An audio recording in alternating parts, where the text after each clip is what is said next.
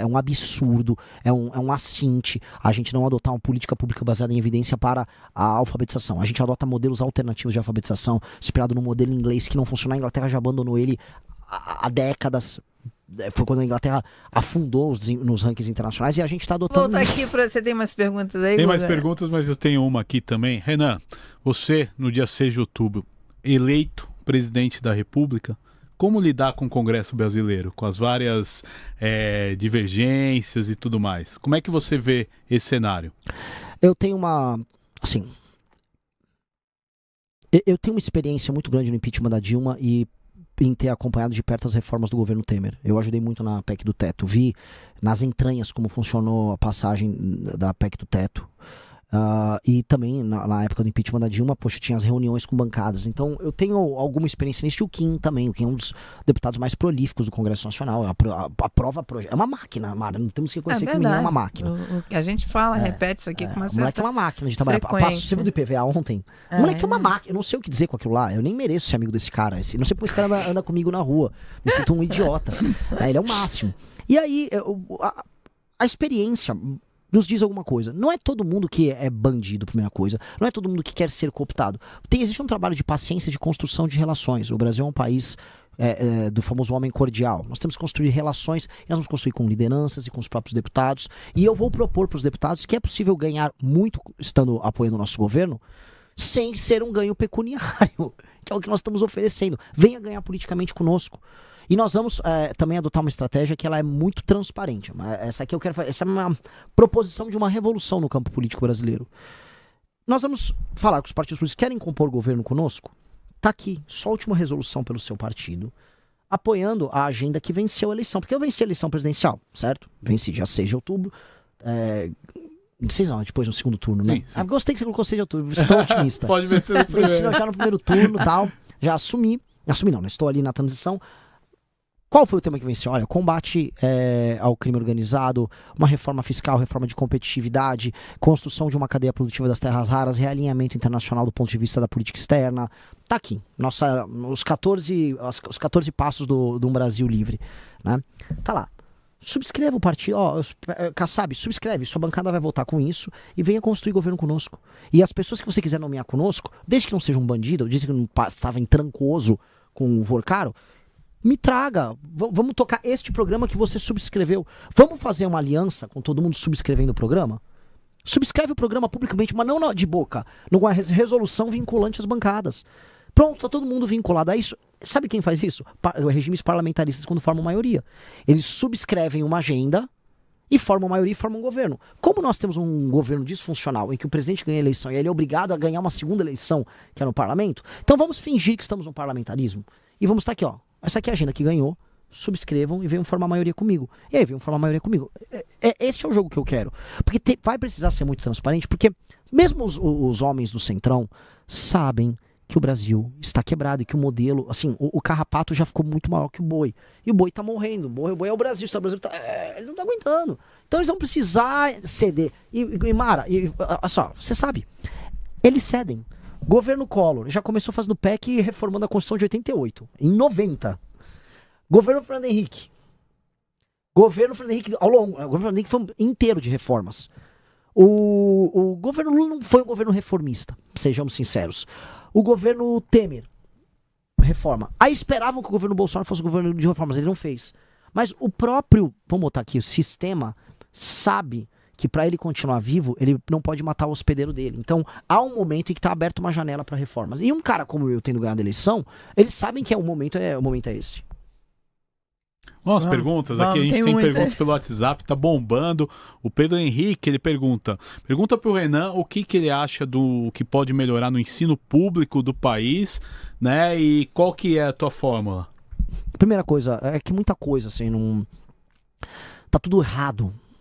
Né? A gente tem alguns modelos de sucesso, por exemplo, os modelos inspirados no que o Ceará começou a fazer e que hoje tem os melhores rankings de desempenho escolar no Brasil, que é premiar, em resumo, as escolas que vão melhores, os diretores das escolas que vão melhores, punir ou trocar os que vão piores. Legal, eu acho funcional, só que tem alguns pequenos problemas. Nós temos que adotar de maneira obrigatória o método fônico no ensino fundamental. É um absurdo, é um assinte a gente não adotar uma política pública baseada em evidência para a alfabetização. A gente adota modelos alternativos de alfabetização, inspirado no modelo inglês que não funciona. A Inglaterra já abandonou ele há décadas. Foi quando a Inglaterra afundou nos rankings internacionais e a gente está adotando isso. É uma loucura. Eu nem vou entrar em brigas ideológicas. Eu acho que o método de alfabetização, por exemplo, do Paulo Freire para adultos é legal. Para crianças, não. É método fônico, é só método fônico. Obrigação de método fônico. Restituir a autoridade do professor em sala de aula. Proibir progressão continuada. Agora estavam lá o pessoal do Pará comemorando que tem com 99% de aprovação. Eles estão em 26º no ranking do Enem. 26º, num país de 27 estados. Não, mas ninguém reprova. Ah, que beleza, hein? Vamos ficar se iludindo com isso. Proibir celular em sala de aula. Proibir redes sociais para crianças até 14 anos. Proibição total e completa de rede social. Não tem que ter contas de redes sociais, porque isso está tirando a atenção da criança para aquilo que interessa dentro e fora de aula. Prêmios com metas de desempenho para os diretores e para os professores, bônus por desempenho dos professores baseados em provas anuais que vão acontecer. Essas provas anuais também vão medir quem são os melhores alunos e eu vou substituir o pé de meia por um programa que vai selecionar os melhores alunos, tirar as melhores notas. Tirou as melhores notas, você vai ganhar prêmio em dinheiro para você e para sua família. E o governo estadual, os governos municipais têm que prover não apenas esse prêmio em dinheiro, como viagens. Nós temos que ter vai ter uma viagem para você conhecer onde o Brasil foi descoberto. Você quer participar de uma feira de ciências lá fora? O Brasil vai investir nos melhores alunos. Você tem que criar uma cultura de excelência. E isso também vai pegar esses melhores alunos, e se esse melhor aluno que estuda numa escola pública, num lugar mais humilde, fala assim, esse cara tem um bom desempenho, tá? Ele tá no top 5%, vamos matricular ele na melhor escola ou do município ou do estado, para esse garoto ou garota concorrer em igualdade de condições no vestibular com um aluno de uma escola particular. Que aí eu resolvo até a questão das cotas, porque eu tenho que investir essa pessoa na base. Nós temos que criar um modelo educacional baseado nisso, em estímulos em fazer a família se juntar à atividade escolar, porque isso aqui uma das red pills em que o eleitor vai ficar bravo comigo. O brasileiro não gosta de educação, ele não liga para educação. E as famílias mais humildes ligam ainda menos.